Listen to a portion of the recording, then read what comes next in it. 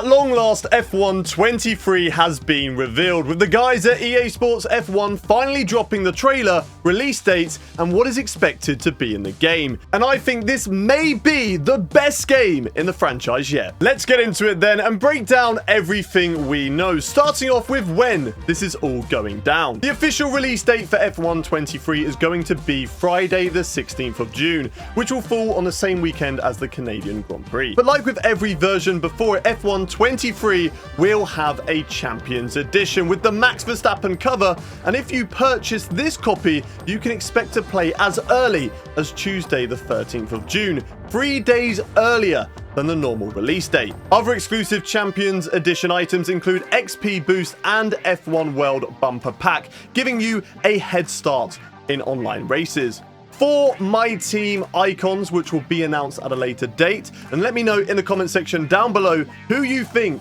those icons will be. You will also get 4 Breaking Point 2 My Team icons, in which Devon Butler, Aiden Jackson, Casper Ackerman, and the newest character to the story, Kaylee Maya, can join your career modes, as well as some items from the story. Which unfortunately does make it sound like Connor Sport Racing Team is not going to be an additional team joining you on your My Team career modes, and instead it is going to be a team that you can potentially play as using the liveries, the race suits, and the team kit. Which is a bit of a shame, because I was actually really looking forward to potentially having 24 teams on the grid in my Team career mode, but it is really nice that you may be able to carry on this storyline after finishing off Breaking Point. Finally, in the Champions Edition, you will get a Verstappen racewear pack and Las Vegas content. Don't fear, this doesn't mean that the Las Vegas track is only going to be exclusive to this version of the game. This is just going to include race suit, liveries, helmets, t-shirts, stuff like that, which we actually did see in last year's game on F1 22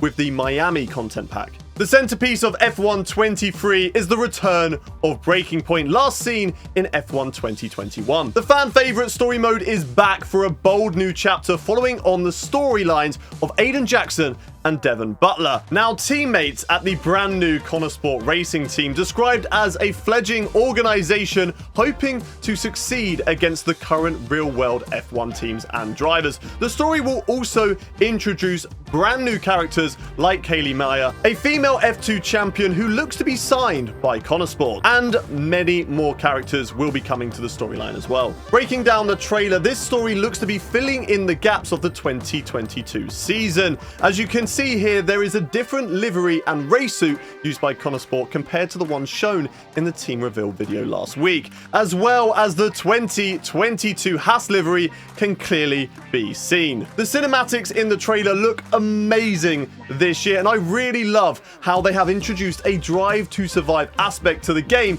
with Devon Butler and the team principal being mic'd up and in the chair. I do hope though that there are more consequences to this Breaking Point storyline, as where I felt I was let down by F1 2021 was that no matter what you did out on the racetrack, it didn't affect the results of the story in the end. So I'm hoping that for Breaking Point 2, your actions on track, you're going to see different cutscenes, different consequences to your actions, and if they can manage that, then this is going to be an unbelievable storyline from F1 23. But there is so much more hidden in this trailer, from main storylines to subplots, that I literally just cannot break it all down in this one video. So if you would like to see another video on that, make sure you click that subscribe button, because hey, 80% of you watching right now are not subscribed, and you are missing out on all of the up-and-coming F1 23 content. The big headline features coming to F1 23 this year: 35% races are now going to be available, and this is something that people have been asking for a while.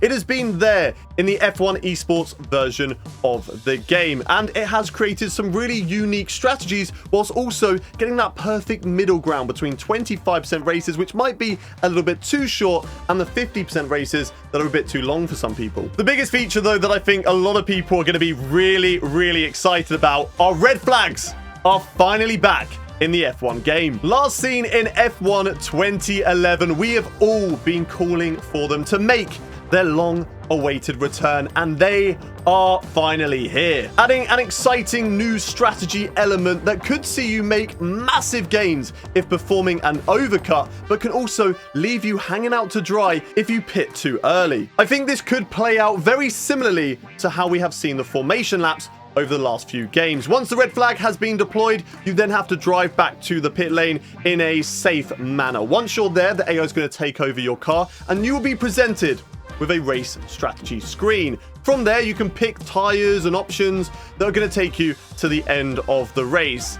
Now, I feel like the red flags are going to be still really rare. I mean, for some people's career mode, safety cars can even be a rarity. But when they are deployed, it is definitely going to add to that strategic element. Both Las Vegas and Qatar will be on the game come release day. And we actually got our first slight little glimpse of what the Las Vegas track is going to look like in the game from the trailer. New tracks always bring excitement to a brand new F1 game, but Qatar is one of those tracks that I literally cannot wait to get behind the wheel of. A fast flowing track that could be a lot of fun in online races, and we are also getting 3 additional legacy circuits which are not on the calendar. These 3 tracks are though France, Portimao and China, which we have seen in previous games, but hey, at the end of the day, we are getting free content, so we can't really complain too much. And France is an incredible track for No Rules Racing Online, so I'm very happy about that. There's no information on DLC tracks or historic tracks, and with 26 circuits now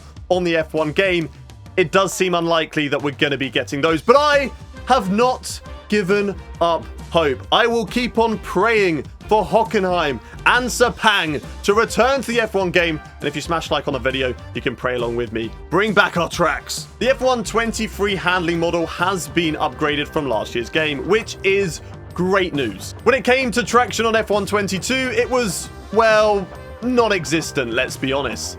Having to wait till 6th gear most of the time to be full throttle was a nightmare. But this year, actual F1 team feedback has been incorporated into the game, hopefully giving us that realism. So, fingers crossed, no more driving through corners 3 gears higher than what they are doing in real life. Finally, the last feature announced for F1 23, and one that I think, if done right, could make F1 23 the best game ever in the franchise. F1 World on the surface seems like an expanded version of the pit lane pass that's been a staple of previous installments, but it's so much more than that. Everything in-game from now on can be tracked, from time trial to Grand Prix modes, online, offline. It's all going to go into this one ranking system. And this year, this doesn't just unlock liveries, helmets, and other cosmetic items that just make you look a little bit better or that you might prefer to use in your career modes. No,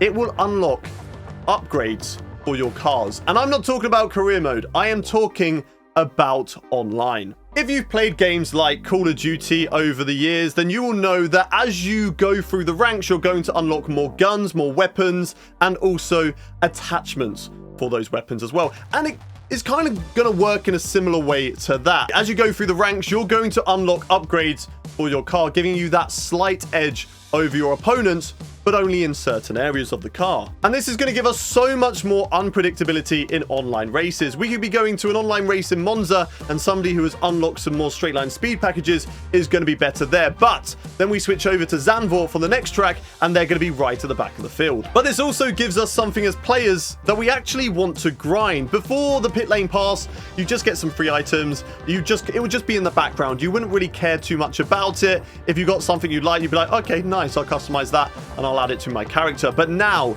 as you go through the ranks, you're going to be getting these upgrades, so it seems worthwhile to be playing this game more, and I feel like people are going to be playing this game months and months after the release date of F1 23. But that is not all. For those of you that still want that equal setup, real-life racing fix, then that's fine. That's all still going to be there, but you're also going to get this new safety rating system, where as you drive throughout offline and online modes, your safety rating is going to be tracked. And the safer the driver you are, the better rating you are going to have. And you're also going to be paired with more like-minded drivers who are on a similar level than you, which means we can finally get rid of those trolls who just want to take you out at turn 1 in Monza. Those are all the features coming to F1 23 that have been announced so far. Let me know what your favorite feature is in the comment section below. If you've enjoyed the video, smash a like on it and check out these two for more F1 content. Subscribe to the channel, and I will see you on the next one.